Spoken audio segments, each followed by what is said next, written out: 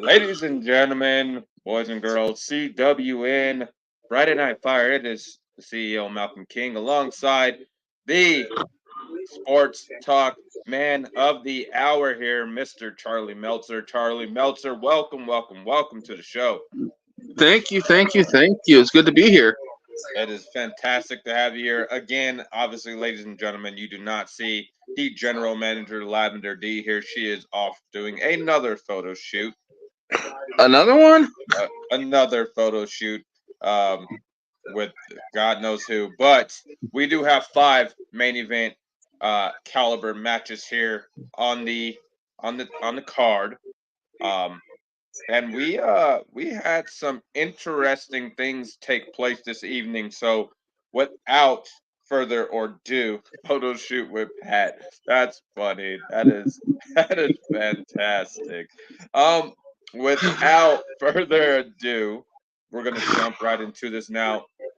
Meltzer is one of the top rated sports analysts as far as professional wrestling goes. So obviously his opinion is very welcome here. And I want to get through this very quickly because we got another show to get ready for and prepared for.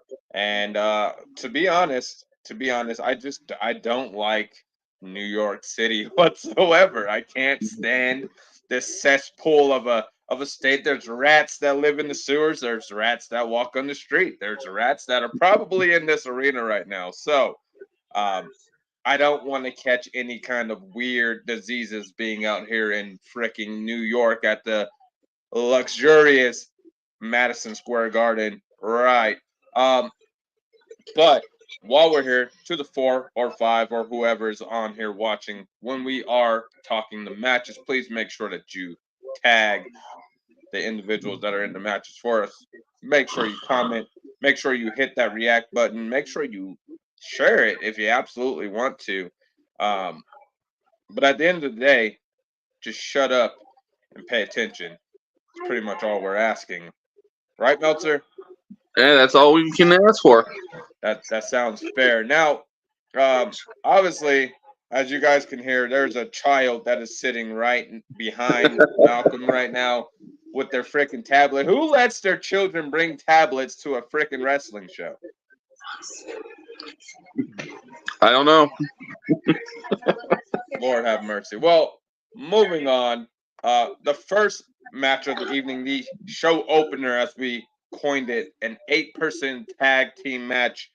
It features the Frenemies, Dominator and Gunner, the former Whew. CWN Unity Tag Team Champions, and they are teaming up with the new breed Brockus and Michael the Angel, and they are taking on Mason Stevens and Andy Owens and our current reigning, defending, undisputed CWN Unity Tag Team Champions, the Psycho Avatars, Sabrina and Sarabai. I do want to say this before the match could even get started, before we even got everything all set up here in the arena tonight, we caught news, we caught video footage, we caught whatever you want to call it of some interesting turn of events with these teams. The first being Dominator viciously assaulting his own tag team partner Gunner before we could even get set up. Uh, with that being said, Gunner was taken to the trainer's room. Doctors checked on him, pretty much determined Gunner uncleared to match. Now, no sooner than like 2 to 3 minutes after getting that news, we get wind of another incident that took place of Andy Owens and Mason Stevens getting into an altercation with Mason Stevens essentially taking Andy Owens out of commission. And I'm being told by the trainers, doctors, personnel in the back that Andy Owens is also unable to compete in this match. Now, it's supposed to be a show opener. It's supposed to be eight, an 8-person, tag team match, 4 versus 4. Now it looks like it's going to come down to 3 versus 3. So the match starts, ladies and gentlemen. New Breed makes their way out to the ring, but there's no Gunner, obviously, and Dominator does not come out. Psycho Avatars make their way out to the ring. No Andy Owens, obviously, but Mason Stevens doesn't come out. So it looks like we have a traditional tag team match here between both of these teams, which, without any question, is completely dominated when you look at it on paper, when you look at the tape, by none other than your CWN Tag Team Champions, the Psycho Avatars. A few spots here from Brockets showcasing his talent, carrying his partner, Michael the Angel, in certain circumstances and situations during the match. But ultimately, in the end, the Psycho Avatars would hit that Psycho Ancient Breaker, is what they call it. Devastating maneuver there on Michael the Angel, and pick up the victory there with the 1, 2, 3. Here's where things get interesting, ladies and gentlemen, as the Psycho Avatars are celebrating at the end of this match. The fans are on their feet, they're cheering, they're loving the Psycho Avatars. Out of nowhere, they are attacked by none other than Dominator and Mason Stevens, who seem to have had this plan, this big um, mass scheme to working towards a common goal, taking out their respective partners, and then attacking the tag team champions after the match. So Meltzer, with these developments, seeing this unification, this alliance between Mason Stevens and Dominator, what are your thoughts on this tag team scene? Because my phone has been blowing up from Cherry May since seeing this match, and she is, let's just say, impressed and shocked. I'm sure Cherry's shocked about all this, but seeing Dominator, who has stepped up his game in the last few weeks, especially since him and Sarabai have been literally having a war of words both on social media and on live television, and then seeing Mason, who's coming into his own finally in the tag division, it's going to be an interesting situation.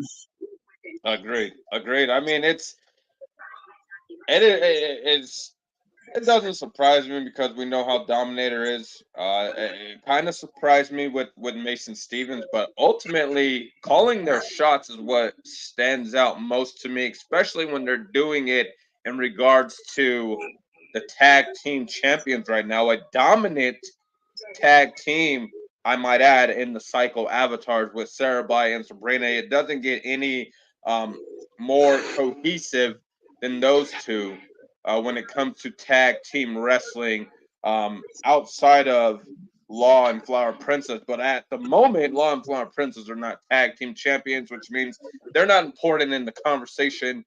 It would be the Psycho Avatars, Sarabai and Sabrina. So congratulations to them, obviously, on picking up that victory. Um, However, I'm starting to like what I'm seeing from Mason Stevens and Dominator uh, going forward here. So hopefully, this is the last thing I'm gonna say about this little tag team match and this team and all that jazz. Um, let's just hope that um, they come up with a better name than frenemies. Please, please, please. I tore into them when they first made that name. You remember that article I wrote, right? Yeah. Oh yeah. Frenemy. That's a That, silly name. that was a high school name. Good lord. Well, the opening co-main event of the evening, it is for the CWN United States Championship match. It features a member of the Dark Circuit, the CWN United States Champion, the goddess of professional wrestling, the First Lady of Wrestling, the Flower Princess, versus the legendary Psycho Mike. Do you have a pick? If you were to bet on this match here, Meltzer, are you picking Flower Princess or are you picking Psycho Mike? And while he's telling us his opinion, make sure to tag those two individuals, Flower Princess and Psycho Mike. I would have to go with Flower Princess. Mainly because, as you said, she's the goddess of professional wrestling, and ever since she joined the Dark Circus, and I hate to admit it because I hate the Dark Circus, it's very well known. She has come into her own. She's actually hit a level above what she's been at. Psycho Mike, he's been plateaued. He simply has plateaued. I like it. That I mean, that is the best analogy of what Psycho Mike is as of late. And let's before we jump into the match, let's just kind of throw our flowers out there because obviously you stated your um, disapproval or disliking of the Dark Circus, which you're not alone in that. I'm sure there are thousands, hundreds of thousands of millions of thousands of people who are in the same boat as you. But what a fire we have seen this week alone from the Flower Princess. Just saying just with that it's a new side of her. We've seen shades and hints of this fire that's burning deep inside of her, but this week we actually saw the fire of Flower Princess. And let me say, if that is what we are going to get for the rest of this season, um a lot of people are in trouble. I'm hoping so because her match with Jackson lit that fire, and it just keeps getting more and more and more out of control, if you will. And this and you week just proved it. and you know how the Dark Circus is. They like to operate off of immense, extreme chaos, and she she can bring that immense, extreme chaos. While I'm about to jump into this match, Dominator decided that he wanted to take a shot at you, Mister Meltzer, um, and said that you look like Carrot Top's brother.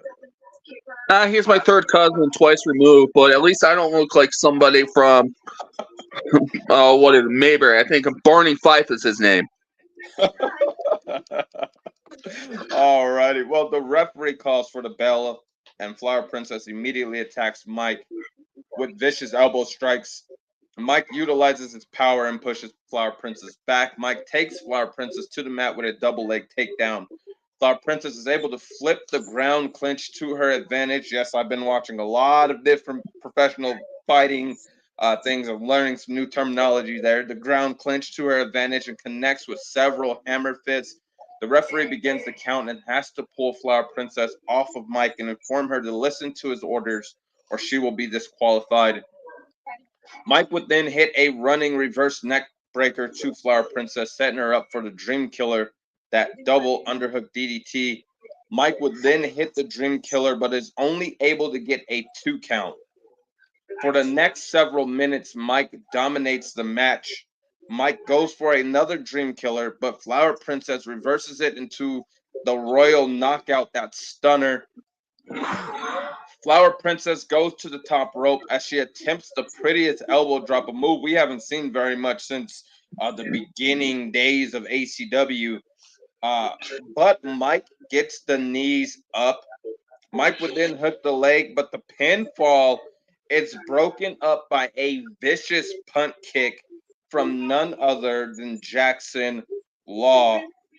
We've heard rumors, we've heard him say himself that he was going to take over um, after everything that transpired at that lumberjack match at Massacre.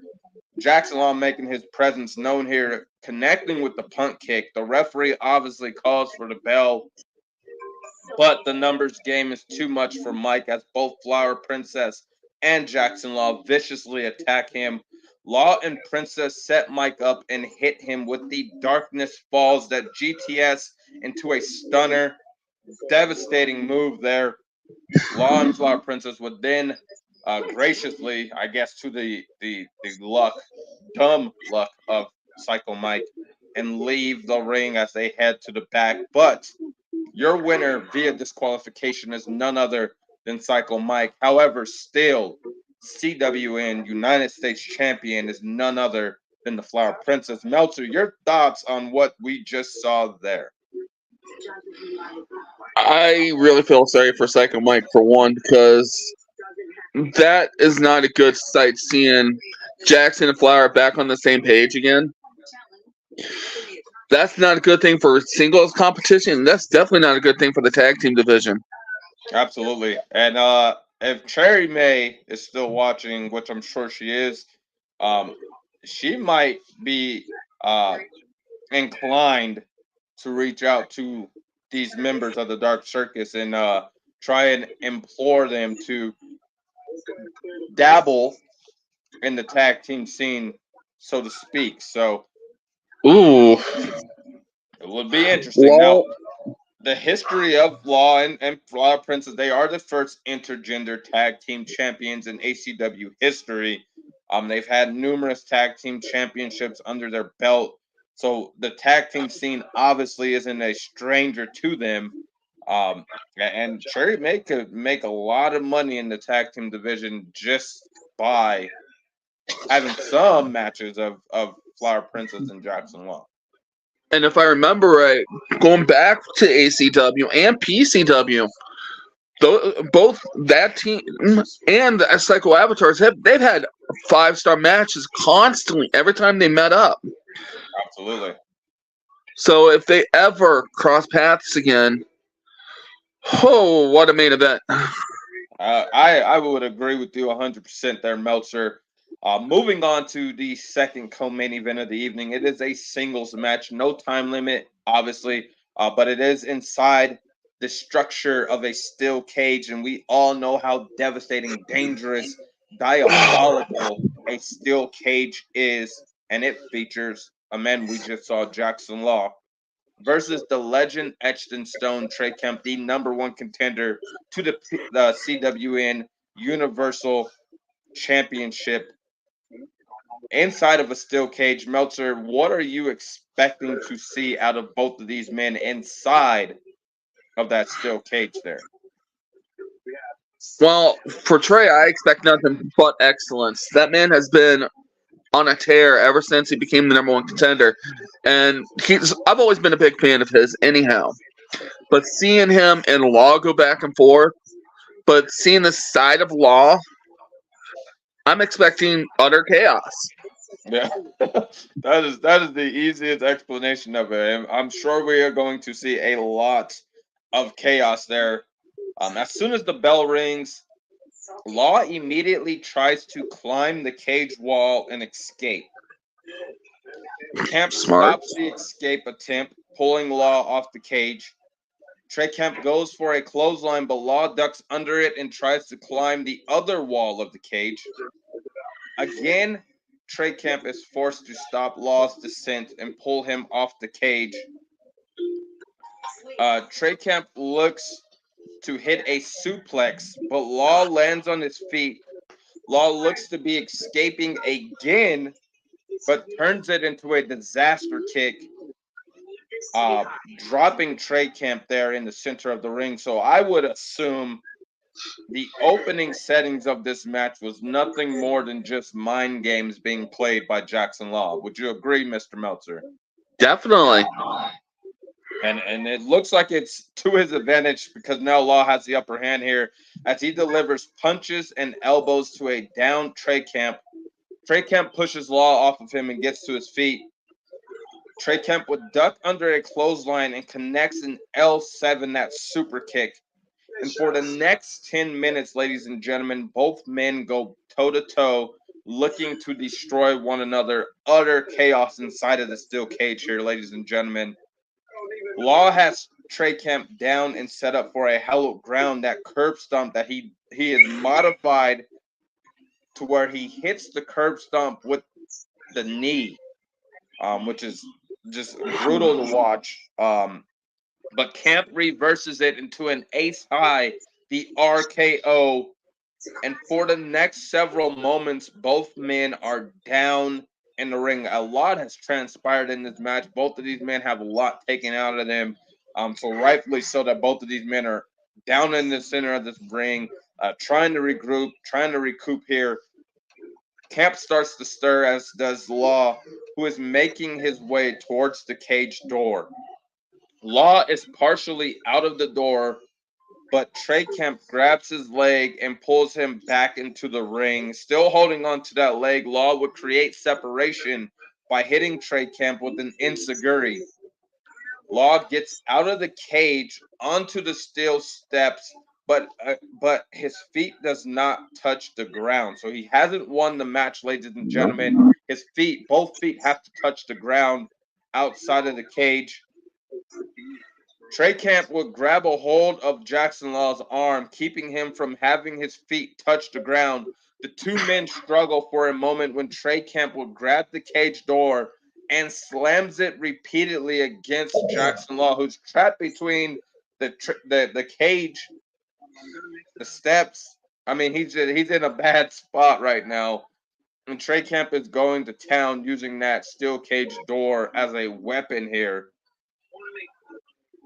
Jackson Law's body goes limp as Trey Camp releases his hand and Law falls to the floor with both feet touching the ground.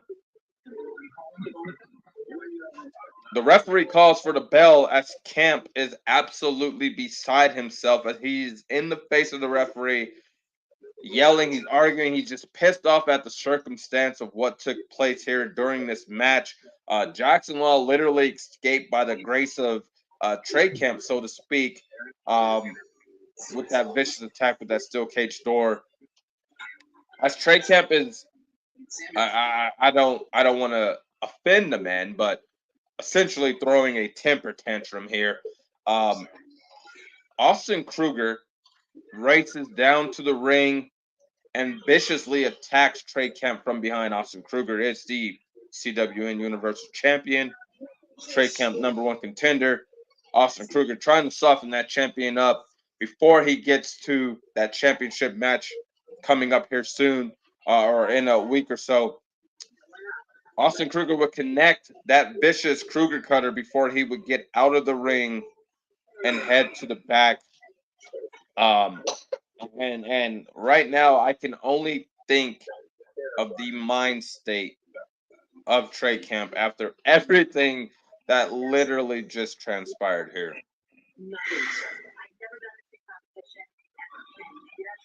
I don't want to think about that. It is a lot.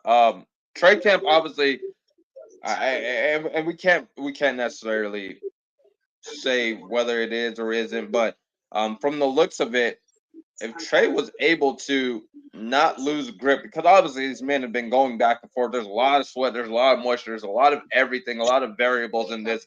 If he was able to grip onto that arm a little longer and pull Law into the ring, this match could have been over, courtesy of Trey Camp. Because Law, Hmm. his body went completely limp. That steel cage door repeatedly slamming against the side of his head, his neck, his body, his shoulders, everything.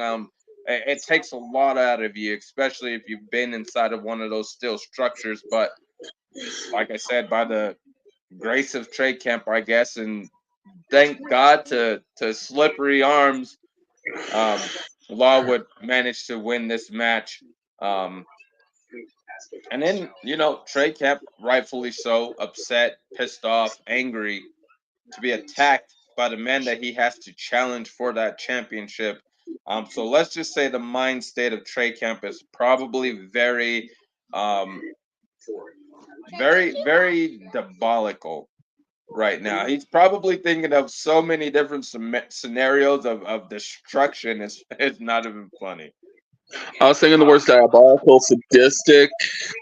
yeah, it is going to be interesting to see those two clash one more time, especially now with the stakes higher, with that championship being on the line. Mhm. The first main event of the evening, ladies and gentlemen, is a Champions Showcase match. It features my muscle, the CWN Boundless Champion, Gypsy Freak, versus a member of the American Revolution Elite, the CWN Intercontinental Champion, Casey Luchador, versus CWN All Allegiance Champion Casey Riddle versus the CWN Universal Champion Austin Monster Kruger, the guy we just saw here, ladies and gentlemen. With these four champions and all of their respective rights, all of their accolades, all of their accomplishments, all of their moxie that they have with them. If you were to pick a winner out of this match from those four individuals, who are you picking, Meltzer? That's a tough. That's tough. That's really tough. Uh, and this is just by this, like a hair, like a frog hair. I'm actually going to have to shock everyone. I'm going to go with Riddle. Casey Riddle. That is a good choice. I mean, you can't go wrong with any of the. If you picked any of these No. individuals, you wouldn't be. You're used to the critics. You're a critic yourself in regards to wrestling, so you're used Oh yeah. to the critics. There are gonna be some people that are gonna be mad with that pick there, but I would agree that's a solid pick. Um, but let's jump into this match real quick here. All four individuals are in the ring, and it's anybody's game for a good 10 to 15 minutes of this match. As each of these individuals are showcasing their talents, showcasing their skills, showcasing why they are the champion that they are. Gypsy going high risk multiple times during this match, showing that boundless mentality there. Riddle being the juggernaut that he is, absolutely obliterating a lot of the competition in this match. Uh, Casey Luchador, the Intercontinental Champion, high risk maneuver after high risk maneuver. Austin Kruger, new mentality, new mindset, no care for anybody else's well being in this match. So we saw all of these different things showcased in this match. However, Gypsy's down on the outside of the ring. Riddle is down in the corner of the ring. Uh, or Riddle, I'm sorry, Riddle is in the ring right now, going back and forth with Kruger. Kruger is able to hit Riddle with a Kruger cutter, dropping him in the middle of the ring. Casey Luchador starting to stir on the outside of the ring. He's slowly trying to get back to his feet as him and Gypsy had a huge altercation outside the ring there.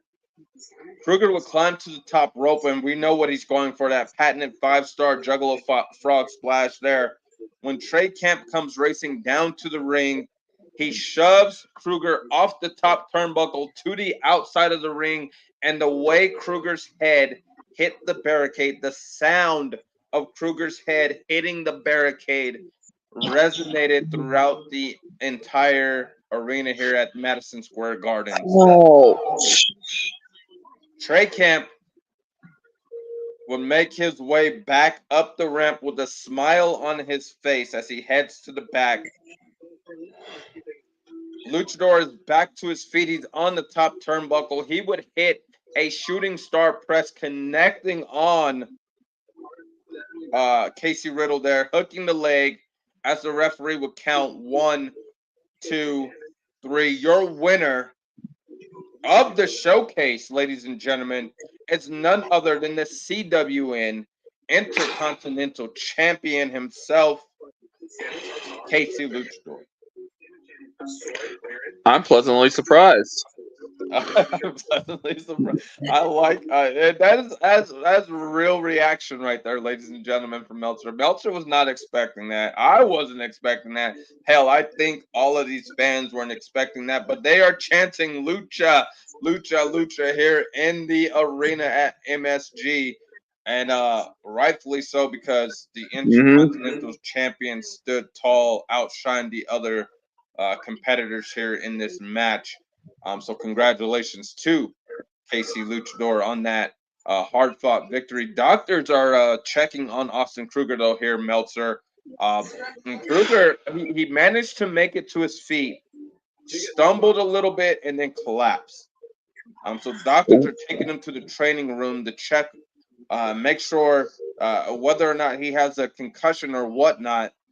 From what we saw, from the sound of it, I would say he would have a severe concussion, which would probably put him out for a little bit of time here, which kind of throws a wrench into the plans of Trey Camp, because he was supposed to have that championship match with Kruger at the next Friday Night Fire. However, I'm not sure Kruger is going to be able to compete next week in that championship match. So we will get more details on Kruger's condition. But now I have to deal with a even more pissed off Trey Camp. But at the end of the day, it's kind of Trey Camp's fault. I mean, he did push the man off the top turnbuckle into the barricade. But we did say he was thinking of something sadistic in that ring inside that cage. That is true. But we weren't expecting to hit this quick. And I think our questions were answered with that action there by Trey Camp. Moving on, ladies and gentlemen, to the final match of the evening, the main event of the evening, ladies and gentlemen. It is for the CWN World Heavyweight Championship. It features CWN World Heavyweight Champion, the man who always delivers, the mailman, versus Nikki Hartman, a woman who shined at Massacre in the Women's Showcase, earned this opportunity for showing out in that showcase. She earned herself a World Championship opportunity. Now, Southern Heart did have a championship match last week against Casey Luchador. She did not walk away champion. Gypsy had herself a championship match last week. She did walk away a champion, becoming the Boundless Champion. So, right now, 50-50 chance. Do you think Nikki is going to carry over that momentum, that fire that she had at Massacre, and walk away today as World Heavyweight Champion, Meltzer? Your honest opinion. My honest opinion, she's going to come close. But no, the mailman's going to walk out as champion. But I do got to say, I'm extremely proud of Nikki. I would absolutely agree. I am absolutely proud of all four of those women I mentioned, and Flower Princess. Flower Princess will earn herself Yeah. a championship opportunity here too. And she could potentially be Flower Two Belts again, which we all know the Flower Princess loves gold. So, Oh um, yeah, I remember that stage. right, it was a dark time for us here in the wrestling industry, but Hmm. let's jump into this match, ladies and gentlemen, as Melman put on another classic wrestling match as he went toe to toe with Nikki Hartman. But Nikki would utilize her size and quickness to keep the world heavyweight champion off his game. Nikki, at one point in this match, Meltzer, and this is where I honestly thought that this match was over, she would lock the mailman in the primal heart, the code of Whoa. silence, and that is a devastating submission hold there. It puts pressure on several different parts of your body and it's very uncomfortable. And she had that move locked in on the mailman. It took everything that the mailman had to fight and struggle for several moments here of being trapped in that devastating submission hold, but he was able to muscle his way to the bottom rope and break the hold. Nikki, this is what impressed me the most about her, never lost focus after the submission hold was broken. Still focused. She would wait for Melman to get to his feet before going for that heartbreak, the women's right. But Melman was able to duck under and counter it with a return to sender. Melman would pick up the pinfall victory. After the match, ladies and gentlemen, Melman would help Nikki to her feet, hold her arm up as the crowd would give her a standing ovation, rightfully so, because she absolutely shined in this match against the world champ, had him on the ropes for a great duration of this match. Hmm. Nikki would take the world championship from the referee, hold it up, look at it for a moment, and then hand it to the mailman, giving him a bow, giving him an applaud before getting out of the ring and heading to the back. Melman raises the title over his head as the crowd continues to cheer. When out of nowhere, ladies and gentlemen, Melman is hit with a DOA, the RKO, courtesy of Jackson Law. As Law raises the briefcase that he got from T Wolf, we all know T Wolf and Dark Mayhem are out of action for several months. Um, Word has it they won't be back in action until November sometime, probably around Apocalypse. Oh boy. After falling 25 feet from the structure, the scaffold last week on Friday Night Fire. So both of them men are out for several months. Law would raise that briefcase over his head, and he looks like he's going to cash in the briefcase on the mailman, ladies and gentlemen. We might have a new world champion here, but Law slides out of the ring, eyes still fixed on the mailman, and heads to the back. Winner of the main event, ladies and gentlemen, and still CWN World Heavyweight Champion. It's none other than the mailman. But now we have to, now we have to, as does mailman, be worried about the mind games of Jackson Law. We all know he's the master opportunist. He's a master manipulator. He is an expert at playing mind games. Psychological warfare is probably his what he majored in. And could have took advantage of the opportunity. He could have cashed in on the mailman right here and chose not to. So that's obviously got to set some sense of looking over your shoulder in the mailman's mind here. But Jackson Law obviously calling his shot. Um, your thoughts on that match just in general? My thoughts on the match is, like I said before, I'm proud of Nikki. I remember her first match here in the company. and watching her grow the way she has to main event a show with a world title shot. Unfortunately for her, it was against a legend in this industry. But watching her lock the code of silence in, that primal heart, I think it was, Yeah. and watching him struggle, it just, I almost was about ready to get out of my chair and start cheering for Nikki because I actually thought she had it. I I agree. legitimately thought she had it. I was on the edge of my seat, man. And then watching Jackson come out, it looks like Jackson's going to be dipping his toes, if you will, in multiple different divisions again, which he's good at. He's a master at it. He's got everyone on their toes again. You know, it's kind of the locker room's fault. A lot of these individuals that Jackson Law has been targeting were involved in that lumberjack match at Massacre. Which I don't blame the locker room. I actually applaud the locker room for taking advantage of an opportunity. This is the land of opportunity, and they took advantage of the opportunity with Dark Circus not being in the arena. Um, Unhinged, Jackson Law Unhinged having to go at it by himself in that championship match against Monster Kruger. So, and let's just be honest, Meltzer, we both know Law very, very well. He has not made a lot of friends in this industry, a lot of enemies, a lot of people who probably have a lot of receipts that they want to cash in with Jackson Law. But um, let's just say Law has put this entire locker room, like you said, on notice again. The tension is high here in the locker room, which I like to see. That means nobody's comfortable. Nobody's going to um, play soft. And who knows? Law might utilize that briefcase on Mailman. It might just be a mind game to keep the Mailman on his toes.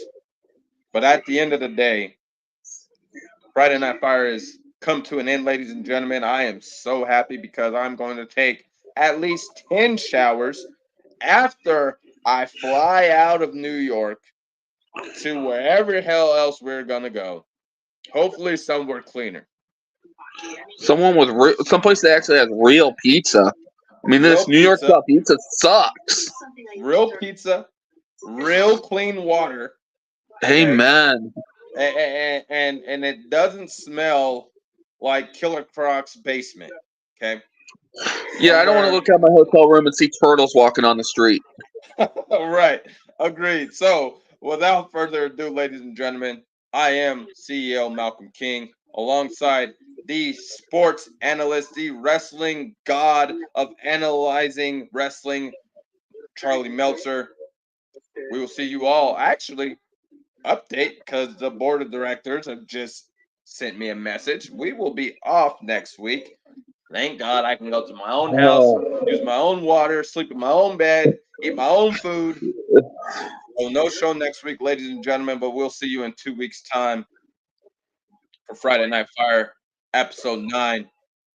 Malcolm King, Charlie Meltzer, MSG. It's been real. It's been fun. It just hasn't been real fun. We'll see you all later.